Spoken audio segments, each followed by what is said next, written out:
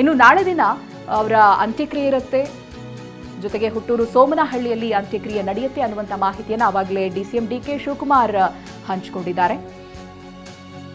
ಈ ಬಗ್ಗೆ ನಮ್ಮ ಪ್ರತಿನಿಧಿ ಪ್ರಶಾಂತ್ ಒಂದು ವರದಿಯನ್ನು ಕೊಟ್ಟಿದ್ದಾರೆ, ಬನ್ನಿ ನೋಡೋಣ. ಮಾಜಿ ಸಿಎಂ ಎಸ್.ಎಂ. ಕೃಷ್ಣರವರು ವಯೋಸಹಜ ಕಾಯಿಲೆಯಿಂದಾಗಿ ಇವತ್ತು ಬೆಳಗಿನ ಜಾವ ನಿಧನರಾಗಿದ್ದಾರೆ. ಅವರ ಹುಟ್ಟೂರು ಸೋಮನಹಳ್ಳಿಯಲ್ಲಿ ಅವರ ಅಂತ್ಯಕ್ರಿಯೆ ಕೂಡ ನೆರವೇರುತ್ತೆ. ನಾನಿವಾಗ ಸ್ಥಳದಲ್ಲಿದ್ದೀನಿ. ದೃಶ್ಯದಲ್ಲಿ ಕೂಡ ನೋಡ್ಬೋದು, ಇದು ಮಂಡ್ಯ ಜಿಲ್ಲೆ ಮದ್ದೂರು ತಾಲೂಕಿನ ಸೋಮನಹಳ್ಳಿ ಗ್ರಾಮದ ಬಳಿಯಲ್ಲಿರುವಂಥ ಎಸ್.ಎಂ. ಕೃಷ್ಣರವರಿಗೆ ಸೇರಿದಂಥ ಒಂದು ಜಾಗ. ಸುಮಾರು ಒಂದು 2.5 ಎಕರೆ ಪ್ರದೇಶದಲ್ಲಿ ನಾಳೆ ಮಧ್ಯಾಹ್ನ ಕೂಡ ಅಂತ್ಯ ಸಂಸ್ಕಾರ ನೆರವೇರುತ್ತೆ ಅಂತಲೂ ಕೂಡ ಹೇಳಲಾಗ್ತಾ ಇದೆ. ಈ ಒಂದು ಸ್ಥಳ ಸಾಕಷ್ಟು ಅಚ್ಚುಮೆಚ್ಚಿನ ಸ್ಥಳ ಆಗಿದೆ. ಎಸ್.ಎಂ. ಕೃಷ್ಣರವರು ಕೇಂದ್ರದ ಸಚಿವರಾದಂಥ ಸಂದರ್ಭದಲ್ಲಿ ಇಲ್ಲಿ ಅವರ ಒಂದು ಸ್ಥಳದಲ್ಲಿ ಒಂದು ಕಟ್ಟಡವನ್ನು ಕೂಡ ಕಟ್ಟಿಸ್ತಾರೆ, ಒಂದು ಗೆಸ್ಟ್ ಹೌಸ್ ಥರ ರೀತಿಯಲ್ಲಿ. ಸಾಕಷ್ಟು ಸಮಯದಲ್ಲೂ ಕೂಡ ಇಲ್ಲಿ ಬಂದು ಅವರು ತಂಗ್ತಾ ಇದ್ರು.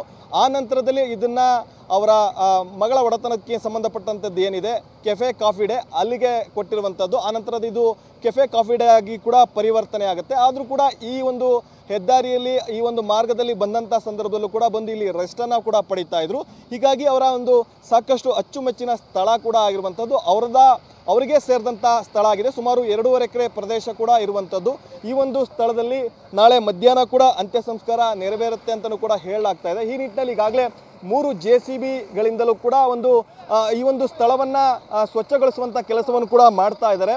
ಪ್ರಮುಖವಾಗಿ ಇಲ್ಲಿನ ಸ್ಥಳೀಯರಾಗಿರ್ಬೋದು, ಅವರ ಸಂಬಂಧಿಕರೆಲ್ಲರೂ ಕೂಡ ಖುದ್ದು ನಿಂತು ಇಲ್ಲಿ ಈ ಒಂದು ಸ್ಥಳವನ್ನು ಸ್ವಚ್ಛಗೊಳಿಸುವಂಥ ಕೆಲಸವನ್ನು ಮಾಡ್ತಾ ಇದ್ದಾರೆ. ಯಾಕಂದರೆ ನಾಳೆ ಸಾಕಷ್ಟು ಗಣ್ಯರು ಕೂಡ ಈ ಒಂದು ಅಂತ್ಯ ಸಂಸ್ಕಾರದಲ್ಲಿ ಕೂಡ ಪಾಲ್ಗೊಳ್ತಾರೆ. ಇಲ್ಲಿ ಸಾಕಷ್ಟು ಗಿಡಗಂಟಿಗಳೆಲ್ಲವೂ ಕೂಡ ಬೆಳೆದಿತ್ತು. ಯಾವಾಗ ಈ ಒಂದು ವಿಚಾರವನ್ನು ತಿಳಿಯಿತು, ಆ ನಂತರದಲ್ಲಿ ಸೋಮನಹಳ್ಳಿ ಗ್ರಾಮದಲ್ಲಿ ಅವರ ಒಂದು ಜಾಗದಲ್ಲಿಯೇ ಅಂತ್ಯ ಸಂಸ್ಕಾರವನ್ನು ನೆರವೇರಿಸಬೇಕು ಅನ್ನೋಂಥದ್ದು ತೀರ್ಮಾನ ಮಾಡಿದ ನಂತರದಲ್ಲಿ ಇದೀಗ 3 JCBಗಳಿಂದಲೂ ಕೂಡ ಈ ಒಂದು ಅಂತ್ಯ ಸಂಸ್ಕಾರ ನೆರವೇರುವಂಥ ಸ್ಥಳದಲ್ಲಿ ಸಾಕಷ್ಟು ಸ್ವಚ್ಛವನ್ನು ಕೂಡ ಮಾಡಲಾಗ್ತಾ ಇದೆ.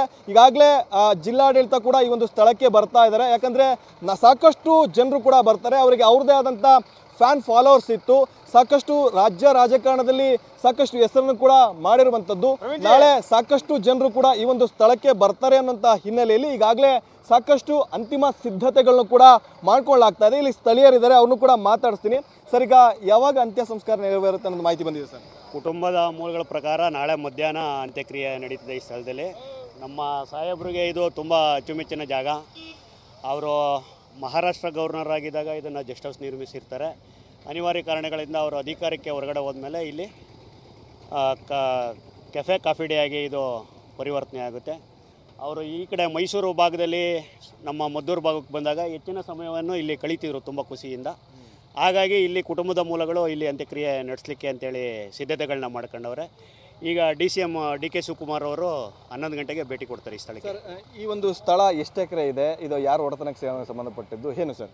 ಇದು ನಮ್ಮ 2.5 ಎಕರೆ ಬರುತ್ತೆ ಈ ಜಾಗ ಬಂದು. ಇದು ಎಸ್.ಎಂ. ಕೃಷ್ಣ ಸಾಹೇಬ್ರಿಗೆ ಒಳಪಟ್ಟಿರ್ತದೆ. ಸೋಮನಹಳ್ಳಿ ಗ್ರಾಮ ಪಂಚಾಯತಿ ವ್ಯಾಪ್ತಿಗೆ ಬರುತ್ತೆ ಇದು. ಹಾಗಾಗಿ ಈ ಜಾಗನ ಆಯ್ಕೆ ಮಾಡ್ಕೊಂಡಿದ್ದಾರೆ. ಓಕೆ ಸರ್, ಈಗ ಅವ್ರಿಗೆ ಭಾಳಷ್ಟು ಇಷ್ಟವಾದಂಥ ಸ್ಥಳ ಹೇಗೆ ನಡೀತಾ ಇದೆ ಸರ್ ಇಲ್ಲಿ ಸಿದ್ಧತೆ? ಇಲ್ಲೇ ಯಾಕಂದರೆ ಹುಟ್ಟು ಬೆಳೆದಂಥ ಊರು, ಅಲ್ಲೇ ಕೂಡ ಅಂತ್ಯ ಸಂಸ್ಕಾರ ಕೂಡ ನೆರವೇರ್ತಾ ಇದೆ.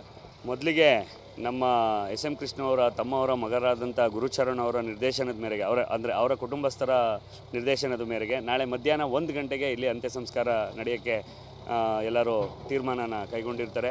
ಮೊದಲು ಅದು ಖುಷಿ ವಿಚಾರ, ಇಲ್ಲಿಗೆ ತಂದು ಅವ್ರನ್ನ ಅಂತ್ಯಕ್ರಿಯೆ ಮಾಡ್ತಾ ಇರ್ತಕ್ಕಂಥದ್ದು.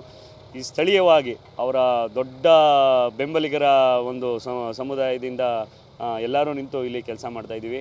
ಸ್ಥಳೀಯ ಗ್ರಾಮ ಪಂಚಾಯಿತಿಯ ಸಹಕಾರದಿಂದ ಮತ್ತು ಅಧಿಕಾರಿಗಳ ಸಹಕಾರದಿಂದ ಮತ್ತು ನಮ್ಮೆಲ್ಲರ ಗ್ರಾಮ ಪಂಚಾಯತಿ ಸದಸ್ಯರ ಹಾಗೂ ಸಾರ್ವಜನಿಕರ ಅವರ ಬೆಂಬಲಿಗರ ಸಹಕಾರದಿಂದ ಅವರ ಅಂತ್ಯಕ್ರಿಯೆ ನಾಳೆ ಮಧ್ಯಾಹ್ನ 1 ಗಂಟೆಗೆ ಅವ್ರ ಕುಟುಂಬಸ್ಥರ ನಿರ್ಣಯದಂತೆ ಇಲ್ಲಿ ನಡೀತಾ ಇದೆ. ನಮ್ಮ ಸೋಮನಹಳ್ಳಿ ಗ್ರಾಮದ ಏನು ಇದಿತ್ತು ಸಂಸ್ಕೃತಿ, ಹಂಗೆ ಒಕ್ಕಲಿಗ ಸಮಾಜದ ಸಂಪ್ರದಾಯದಂತೆ ಅವರ ಅಂತ್ಯಕ್ರಿಯೆಯನ್ನು ನಾವು ಇಲ್ಲಿ ನಡೆಸೋಕ್ಕೆ ಏರ್ಪಾಡುಗಳನ್ನ ಮಾಡ್ಕೊತಾ ಇದ್ದೀವಿ. ನಾಳೆ ಮಧ್ಯಾಹ್ನ 1 ಗಂಟೆಗೆ ಇಲ್ಲಿ ಅಂತ್ಯಕ್ರಿಯೆ ನಡೆಯುತ್ತೆ. ಈಗ ಮಧ್ಯಾಹ್ನ 11 ಗಂಟೆ ಅಷ್ಟರೊಳಗಡೆಗೆ ಉಪಮುಖ್ಯಮಂತ್ರಿಗಳಾದಂಥ DK ಶಿವಕುಮಾರ್ ಸಾಹೇಬರು ಕೂಡ ಇಲ್ಲಿಗೆ ಬಂದು ಭೇಟಿ ನೀಡಿ ಇದನ್ನೆಲ್ಲ ಪರಿಶೀಲನೆ ಮಾಡ್ತೀವಿ ಅಂತ ತಿಳಿಸಿದ್ದಾರೆ. ತುಂಬ ಅಚ್ಚುಕಟ್ಟಾಗಿ ಒಕ್ಕಲಿಗ ಸಂಪ್ರದಾಯದಂತೆ ಅವರ ಅಂತ್ಯಕ್ರಿಯೆಯನ್ನು ನಡೆಸೋಕ್ಕೆ ನಾವೆಲ್ಲ ಸ್ಥಳೀಯ ಗ್ರಾಮ ಪಂಚಾಯತಿ ಮಾಡ್ತಿದ್ದ ಹಾಗೂ ಕುಟುಂಬಸ್ಥರ ಪರವಾಗಿ ಕೆಲಸ ಮಾಡ್ತಾಯಿದ್ವಿ. ಒಟ್ಟಾರೆ ಇದು ಅವರ ಇಲ್ಲಿನ ಗ್ರಾಮಸ್ಥರು ಮತ್ತು ಸಂಬಂಧಿಕರು ಹೇಳ್ತಾ ಇರುವಂಥದ್ದು. ಈ ಒಂದು ಸ್ಥಳ ಅವರಿಗೆ ಭಾಳಷ್ಟು ಅಚ್ಚುಮೆಚ್ಚಿನ ಸ್ಥಳ. ಹೀಗಾಗಿ ಸೋಮನಹಳ್ಳಿ ಗ್ರಾಮದಲ್ಲಿಯೇ ಅವರ ಒಂದು ಅವರಿಗೆ ಒಡೆತನಕ್ಕೆ ಸಂಬಂಧಪಟ್ಟಂಥ ಸ್ಥಳದಲ್ಲಿ ನಾಳೆ ಮಧ್ಯಾಹ್ನ ಕೂಡ ಅಂತ್ಯ ಸಂಸ್ಕಾರ ಕೂಡ ನೆರವೇರುತ್ತೆ. ಹೀಗಾಗಿ ಬರದ ಸಿದ್ಧತೆಗಳು ಕೂಡ ಇಲ್ಲಿ ನಡೀತಾ ಇರುವಂಥದ್ದು. ಕ್ಯಾಮ್ರಾ ಪರ್ಸನ್ ಗುರುರಾಜ್ ಜೊತೆ ಪ್ರಶಾಂತ್ TV9 ಮಂಡ್ಯ.